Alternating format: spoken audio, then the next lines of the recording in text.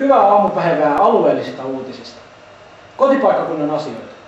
Suomen lukiot ja ammattilukiot ovat tänään saaneet uuden lakiuudistuksen koskien penkinpainajaskarkkien heittelyä ja niiltä suojautumista. Saamiemme tietojen mukaan aloite tuli Lempäälän lukiolta, jossa lähes yliaktiiviset ja turvallisuushenkiset opettajat ottivat asian tiimoilta yhteyttä aina EU:n päättäjäelimiin Strasbourgiin asti. Ennen direktiiviä sekä opettajat että nuoremmat oppilaat olivat jopa 5. riskiluokan ryhmässä vahingoittumisalttiudelle etenkin pään ja hartiaseudun alueella. Kuva näyttää, kuinka uudistus toimii. Paikallisuutiset toivoo ymmärtäväisyyttä sekä närkästyneiltä opettajilta että oppilailta. Ulkopaikkakunnilla tapahtuu.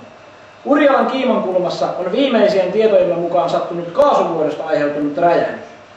Kiimankulman painosorvaamon pumppuhuoneesta vapautunut kaasu oli päässyt ulkoilmaan ilmeisesti ikkunatiivisteiden välistä ja saanut kipinän epäonnisen työmiehen sätkästä. Painosorvaamon valvontakamera sai taltuoitua osan tapahtumasta.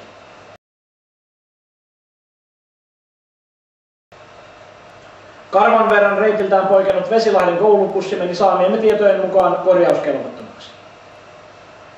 Urjalan ystävyyskunnan Lempäälän kunnanjohtaja Olli Viitasaari kommentoi asiaa kenttäreporterillemme seuraavasti. Tuemme Urjalaa ja Kiimankulman painosorvaamoa tässä asiassa ja opimme virheistämme. En näe kuitenkaan Lempäälän julkisten rakennusten ikkunatiivisteiden uusimista ratkaisuna ongelmiin, varsinkaan kun elämme tällaista kansainvälisen terrorismin aikakautta. PS. Äänestäjilleni ilmaista keittoa liikekaupunki OP-centerissä.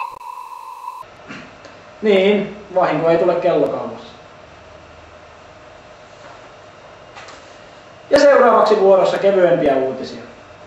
Tampereen Takitupingossa on viime perjantaina voitettu tämän vuoden arvokkain palkinto.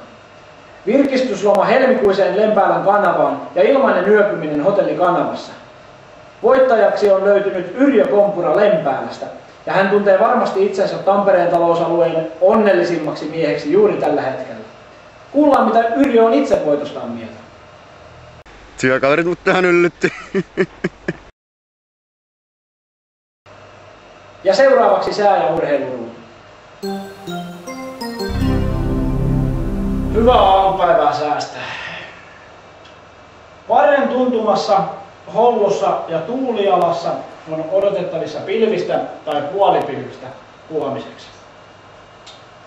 Välimaastoissa suhteellinen ilmankosteus on kuitenkin odotettua suurempi ja matala paine ei taida lähteä sieltä mihinkään ennen ensi tiistaita.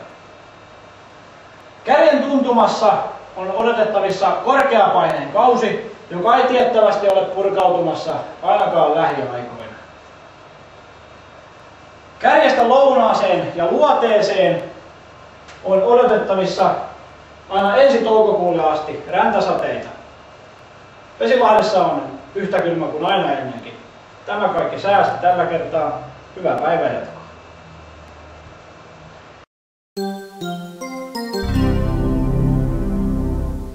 Tampereen Ilves on alkanut huolehtia myös pelaajiensa tulevaisuudesta ja tukee heitä nyt myös opiskelun saralla. Ilveksen johto kilpailutti lähipaikkakuntien koulut ja parhaaksi koulutusvaihtoehdoksi nousi Lempäälän lukio. Nyt Ilveksen pelaajat treenaavatkin Lempäälän Xerox-areenan ulkojäillä mahdollisimman lähellä tulevaa koulutuspaikkaa. Ilveksen nuori laitahyökkääjä Marko Anttila, Lempäälän oma kasvatti, tinkimätön urheilija, loistava perheenjäsen. Miten kommentoit? Haista paska. Ja takaisin yläkertaan. Paikallisuutiset kiittää. Hyvää päivänjatkoa.